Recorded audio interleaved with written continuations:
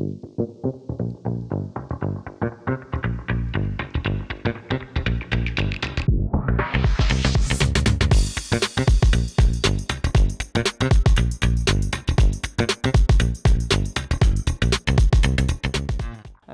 FMI, il faut savoir que c'est une institution internationale qui regroupe près de 200 pays, dont le but, justement, c'est d'accompagner certains pays, les pays membres, de garantir la stabilité financière, la stabilité monétaire internationale. Dans ce cadre-là, le FMI évalue les politiques d'endettement des pays afin de préserver justement la viabilité de leurs dettes. Et pour ce faire, elle propose justement à ces États qui sont en difficulté des réformes qui viseraient justement à préserver cette viabilité-là, à renforcer les finances publiques tout en s'assurant que ces États mènent une politique responsable en matière de gestion des finances publiques.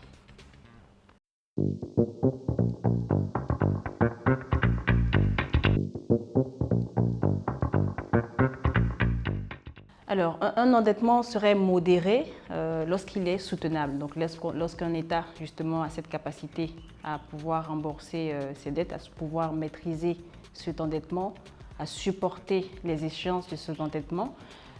Pour mieux l'apprécier, il faut le comparer à une référence. Pour la zone UEMOA, la référence, c'est de 70%.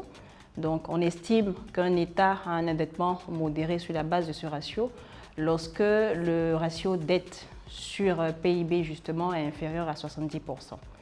Pour nos États de la zone du UEMOA, on a la plupart, en tout cas qui a un niveau d'endettement inférieur à 70%, mais il ne faudrait pas se limiter justement à ce ratio. Il y a certains paramètres qui permettent justement d'apprécier en profondeur la soutenabilité de la dette.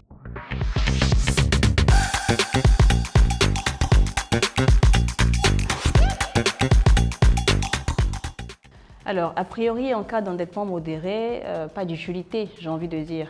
Mais il faut aller au-delà et se rappeler l'essence même du rôle du FMI, dans la mesure où le FMI, comme je disais à l'entame, a pour rôle justement d'accompagner les États, et ça va au-delà de la gestion de l'endettement. Il y a des questions de gouvernance, il y a des questions de gestion des finances publiques qu'il faudrait apprécier.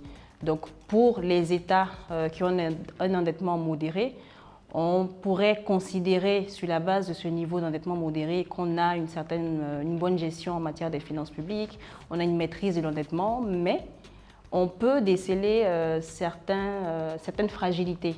Donc, le rôle du FMI, justement, viendrait et consisterait à accompagner, ce serait une assistance technique qui consisterait à accompagner les États justement pour des points de fragilité qui pourraient freiner non seulement la croissance économique, mais également fragiliser le niveau d'endettement après.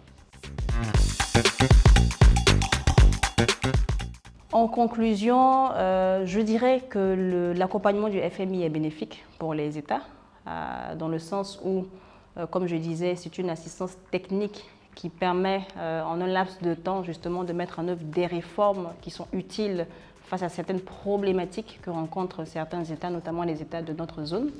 Donc c'est un accompagnement qui est bénéfique. On voit bien le cas de la Côte d'Ivoire où il y a eu des réformes qui concernent justement la sécurisation des recettes, des réformes sur les finances publiques, des réformes même qui concernent le climat des affaires, qui concernent également les aspects sociaux.